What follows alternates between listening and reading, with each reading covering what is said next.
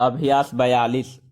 अभी माननीय मालवीय जी ने एक बात की ओर संकेत किया कि इस समय देश में संविधान की चर्चा जोरों पर है। मैं स्वयं भी एक दो अवसरों पर इस प्रकार की चर्चा कर चुका हूं कि संविधान में अवश्य ही संशोधन होना चाहिए। अभी कुछ समय पहले मैंने एक चर्चा की थी जिसको संक्षेप में फिर कहना चाहता हूं कि केंद्र सरकार को या केंद्र को मजबूत होना चाहिए।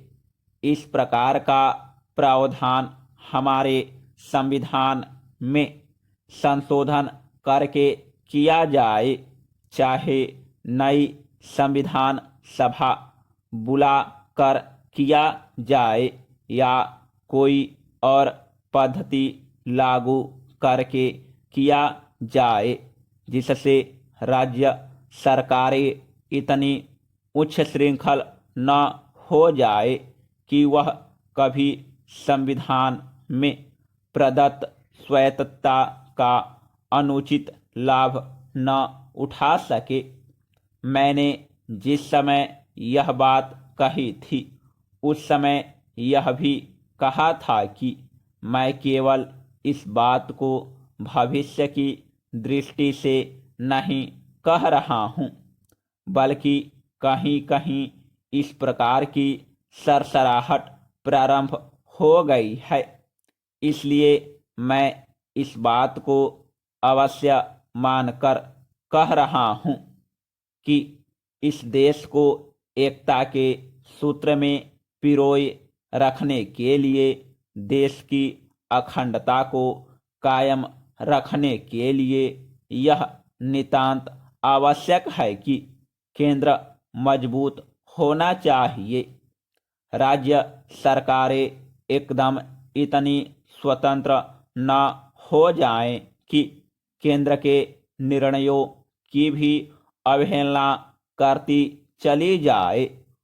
उस समय मैंने कुछ उदाहरण भी दिए थे जिनको यहाँ दोहराने की आवश्यकता नहीं।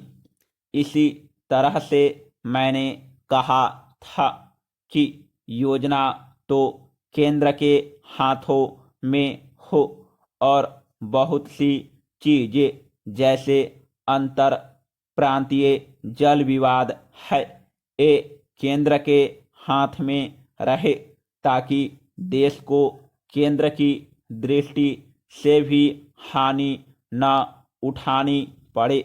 किंतु अब जो प्रश्न विचाराधीन है वह यह है कि संविधान में अगर कोई इस प्रकार के संशोधन की बात आए, जैसे लोकसभा में एक विधेयक पारित हुआ लेकिन राज्यसभा में उसको उतना बहुमत नहीं मिल पाया, तो मैं यहाँ से वह विधेयक पारित नहीं हो पाएगा।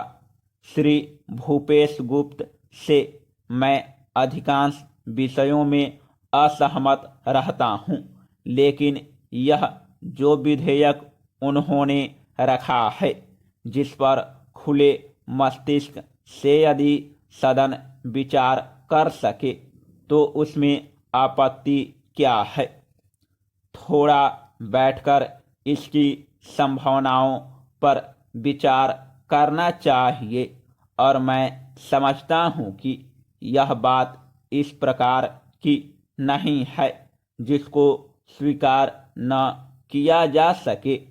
आखिर लोकसभा जो जनता के सीधे मतों के द्वारा निर्वाचित होकर आती है, राज्यसभा का भी उतना ही दायित्व है कि जनता के चुने हुए प्रतिनिधि जो हैं उनके चुने हुए प्रतिनिधि यहाँ पर आते हैं।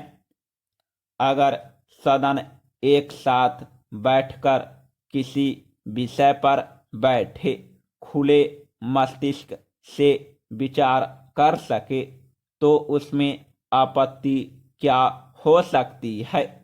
तो मैं समझता हूँ कि श्री भूपेश गुप्त ने सैद्धांतिक रूप से जो प्रश्न हमारे सामने उपस्थित किया है, हो सकता है अभी विधि राज्य मंत्री उसको इस रूप में स्वीकार न करे, लेकिन इस विधेयक पर इस प्रकार की कोई आपत्ति नहीं होगी।